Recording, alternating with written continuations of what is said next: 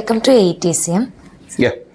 59-year-old female presented to ER with breathlessness and cough since 2 a.m. in the morning. Initial 10-second assessment. Patient was conscious, oriented and tachypnic.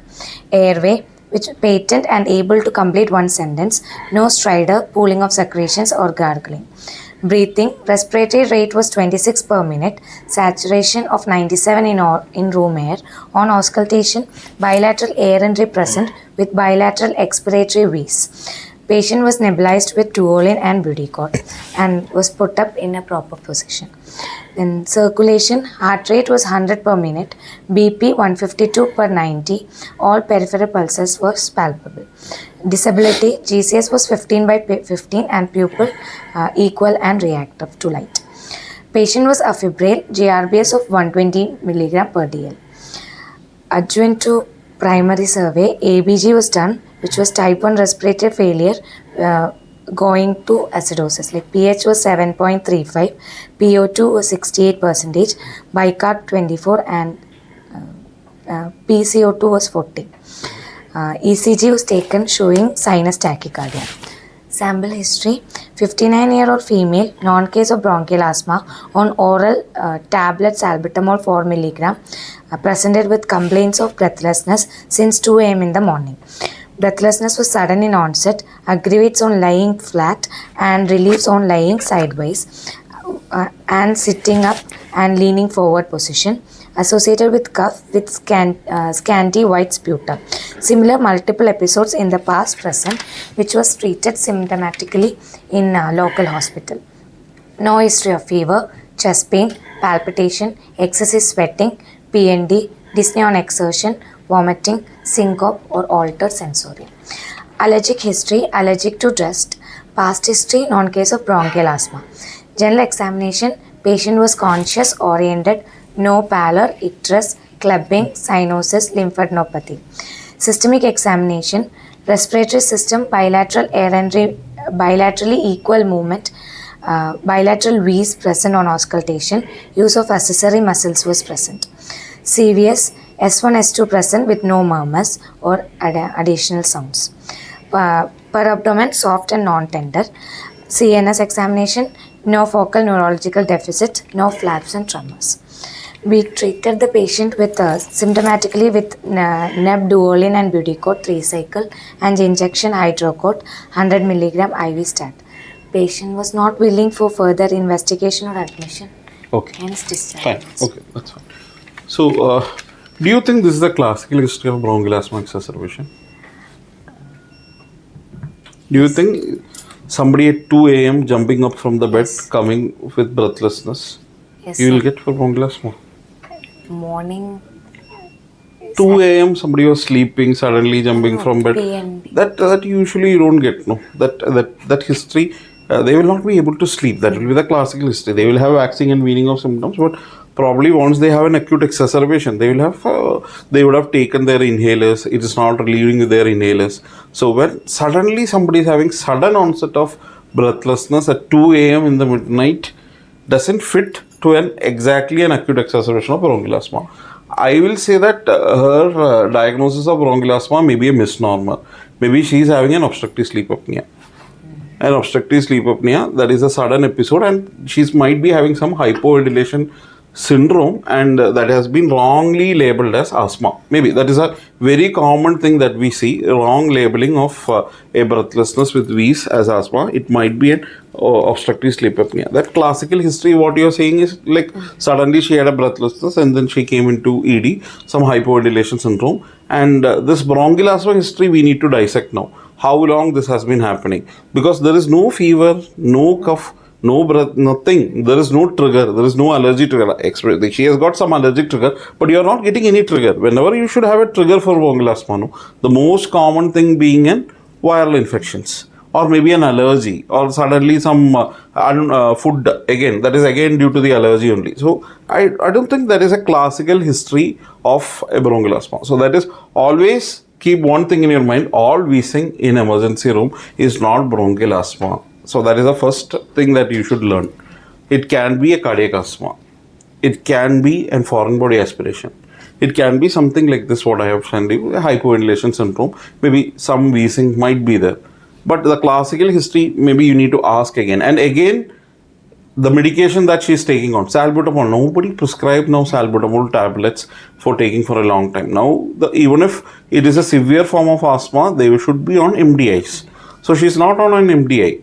Somebody has given her a salbutamol tablet, she might be continuing that without consulting a doctor. So whatever the history is not fitting into an asthma for the time being. And always remember, maybe a pulmonary embolism, anything that you need to keep that in your, not in this case I am saying, all the wheezes are not asthma. That's the first take home message that you should have from this case. The next important thing, you should definitely, if you're saying it as an asthma, definitely you should grade her. How will you grade her in a ED?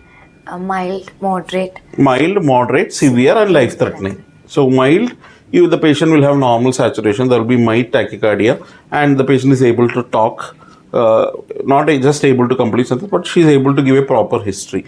That will be a mild. Saturation will be normal. Again, moderate, she will be able to talk in sentences, but she will be tachypneic.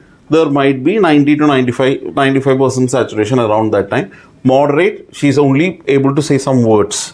And definitely saturation, tachycardia and all those things will be there. And severe, desaturation will be there. And finally, the life-threatening, they might be drowsy, they might be unable to communicate anything with you. There might be a silent chest also. So, which is the most deadliest form of a life-threatening asthma. So, mild asthma, we will categorize from whatever history. We think in terms of asthma, we can say that it's a mild asthma. So, mild asthma, how will you evaluate in the ED? How will you manage them in the ED? We'll start with nebulization Of? Duolin plus Budico. It's not Duolin. See, you have to understand, Salbutamol. it is salbutamol. Duolin is what? It's ipratropium with levosalbutamol. We don't need ipratropium. That you saying it's for COPD exacerbation, I'll agree. For a classical, when you label it as asthma, but we practice giving Duolin, I'm not denying the fact that, but when you are having for an exam or somebody is asking you, the first is SABS, short acting beta agonist. That is what you need to start off them with. My next question will be whether you can treat with meter dose inhaler or whether you need nebulizer. Meter dose is much better than nebulizers. See, there are two reasons when you have this category of mild, moderate group of patients. Definitely meter dose inhalers can be given. There are few reasons. The patient might be easier to take. You can educate the patient. You can tell them to do. But the normal 1 or 2 puff won't be sufficient. You need to take 6 to 12 puff. Then only it will be effective for an acute exacerbation. And another advantage is that you are seeing the patient how he is taking that inhaler. If there are some gaps, that is the reason why he is getting frequent exacerbation. If he is not taking inhaler properly, maybe he should use a spacer during that time. So we know that how he is taking inhaler also. So MDA, there are a lot of comparative studies between MDA and nebulizer.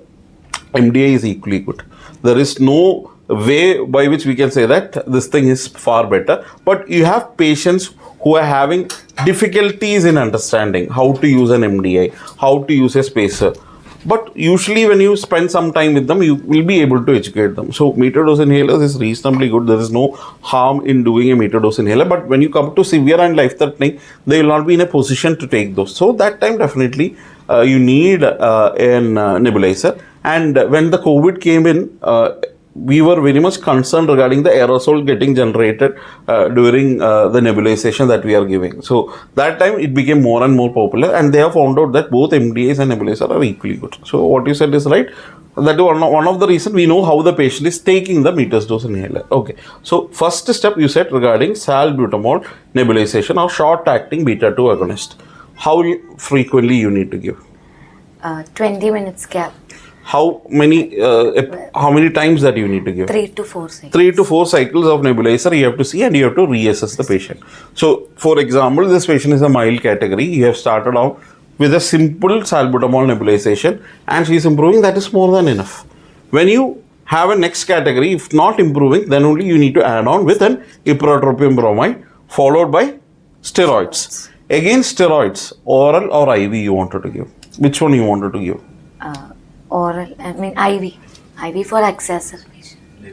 Both nebulizer you have to give.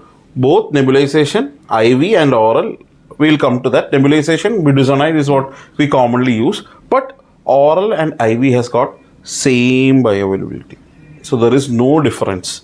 So you want to give oral also, it is fine. So you have a moderate category of a patient where you can discharge them after giving some oral medication. Definitely you can consider oral. There's no harm. That means if you don't wait for an IV access to get, if you are having difficulty in IV access, orally also you can give bioavailability. Both these things, it will take like 3 to 4 hours for its action. Basically the inflammation, it need to come down. So you can give oral as well as IV.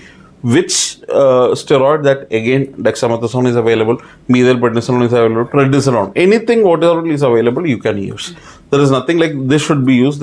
Anything that is available you can use for that. So that is regarding the second line of medication. If that also fails, what will be the next step? NI. Before that, any other NIV, definitely yes. We can think of NIV, magnesium sulfate. Magnesium sulfate is definitely proven in bronchial asthma. Maybe COPD, little bit gray area is there, but we used to give. But definitely in bronchial asthma, you can give magnesium sulfate, 2 grams IV stat you can give. Then you can see how the patient is improving. And finally, you need to put on them on an NIV. So that is the usual spectrum of what we need to. Usually aminophylline infusion and all, we generally won't start for a bronchial asthma exacerbation. So, and again, intubation, like it's a life-threatening asthma, definitely you need to go ahead and intubate the patient. So at the time of intubation, the challenges that you should keep in your mind, what are the problems that you anticipate when you're intubating a patient with bronchial asthma? You have to understand one thing, you have to give an agent which is a very good bronchodilator. So again, the drug of choice during that time is ketamine. You have to avoid drugs that release histamine. So that can again worsen the condition. So you can give ketamine is a very good induction agent. Then the next important thing is, once you are intubating the patient, both COPD and bronchial asthma, there is a problem that we can have something called as dynamic hyperinflation. What will happen? There is already air trapped inside the lung. When you are again intubating and you are giving higher amount of tidal volume, the air will again, the lung will get distended and all the air will get entrapped within the lungs. So resulting in increasing the negative intrathoracic pressure, causing worsening of hypotension. If there is blood pressure is already maybe borderline, because of negative intrathoracic pressure, further worsening of hypotension can happen. So air can get entrapped. So that is called as dynamic hyperinflation. Or it is not a synonym. We cannot use autopip and dynamic inflation as a synonym. Autopip and dynamic inflation, autopip is happening in the bronchial, dynamic inflation is throughout the lungs. So that will be the difference. So what you need to do at that time when you are connecting them to the ventilator, always start with a lower tidal volume and a lower respiratory rate. So that's the initial thing. Then once DHI sets in, suddenly somebody is coming, madam, there is hypotension following intubation. You have to think there can be pneumothorax, all those things you need to consider. But remember, dynamic inflammation is one of the problems that can cause hypotension following intubation. So just need to disconnect the ventilator for 30 to 45 seconds. So whatever the air entrapped will get released. Then you can restart ventilation with a lower tidal volume so that the air entrapment can be decreased. So that is regarding intubation. Now, the same patient, mild, moderate, severe and life-threatening is what we have discussed. And imagine that the patient is not improving with all these measures. Keep that in your mind, you are dealing with something else. It is not an bronchial asthma exacerbation. You have missed something grossly. It can be an MI, we don't know. It can be an ACS or pulmonary embolism, something gross that we are missing in. So always keep that in your mind. Almost like 30 to 45 minutes of all this management that you have done, still the patient is not improving, you definitely need to think whether we have missed something, whether there is some other differential diagnosis for this patient that has come to the ED with breathlessness. Okay. Now, regarding what are the risks, peak expiratory flow in ED, can we use that? Yes, sir. To differentiate between mild, moderate and... Yes, that is again, but mild, moderate, and one more important thing, how the patient is responding. That is very, very important. So when initially they are unable to do, or maybe they are only to give a 50% of predictability, but now after your treatment, the peak expiratory flow has significantly increased, like 75 to 80%, then you are definitely in the right track. So rather than the initial diagnosis, how the patient is improving is very important. And again, we have discussed in the pediatric discussion that when you are sending them with this device, they can themselves assess and tell them that whether they are improving or not. For example, they have got an exacerbation, they are using inhalers and they are doing the peak expiratory flow. They are seeing the numbers, it is not improving, they need to come to the hospital. So you can educate them also with that help. Again, whom you will discharge. Like this lady wanted to go, you discharge her. Whom you want to discharge, whom you can discharge. Mild and moderate we can discharge. Mild and moderate, don't just say blanketly we can discharge. Mild and moderate, who is responding to your treatment, who doesn't need further doses of beta-2 agonist in the ED, who is well known how to take the inhalers, whose the peak expiratory flow has increased after coming to the ED. Those things you can tell, okay, they are okay for discharge. And what will be your discharge prescription for this group of patients? Short-acting beta agonist and a short dose of steroids. Short dose of steroids. Short dose of steroids means how long? You have two steroids. You have inhaler steroids. You have got oral steroids also. Inhaled steroids, how long you need to give? 3 months. Usually 4 to 6 weeks to 3 months we need to taper down and you need to stop. Inhaled steroids. Oral steroids? 3 days. Only for 5 to 7 days maximum. That is the maximum dose. Whenever that corresponding inflammation or the exacerbation subside, they can stop. And again, you need to find out why they develop this exacerbation. Whether it's a secondary bacterial infection, you need to put them on an oral or a viral antiviral. So this part you should be very much aware. And those group of patients who are able to tolerate well orally, who are having normal saturation, 94 above saturation, they are maintaining. There is no further requirement of beta-2 agonist in the ED.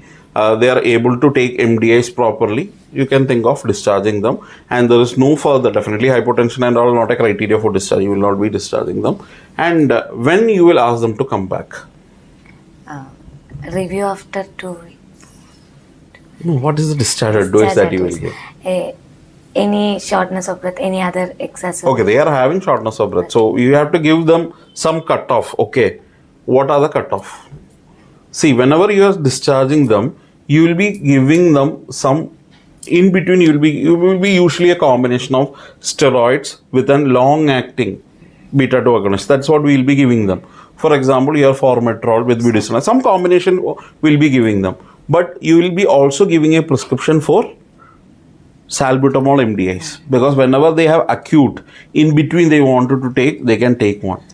So you can tell them whenever they feel that the regular MDIs they are taking and the number of puff that is required is increasing, that the relieving dose, the suddenly when they develop the breathlessness, the number of salbutamol MDI after 1 or 2 canister or 1 or 2 canister, 1 or 2 puff, they are not feeling good. Still they are feeling that suffocation, they need to come back to the ED.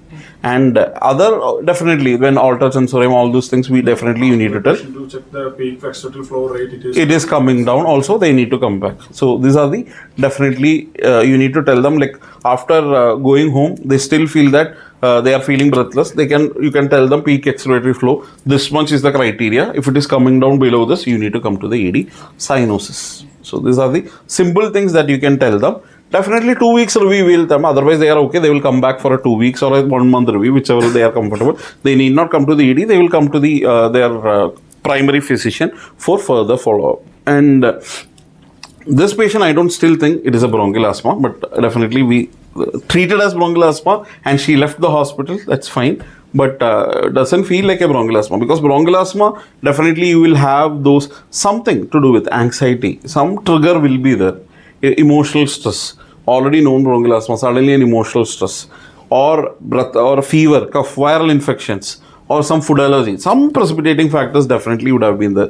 Without that, we cannot call it. I don't feel it is like a bronchial asthma. Okay. Anything else that you have prepared to add? Okay. Fine. Thank you.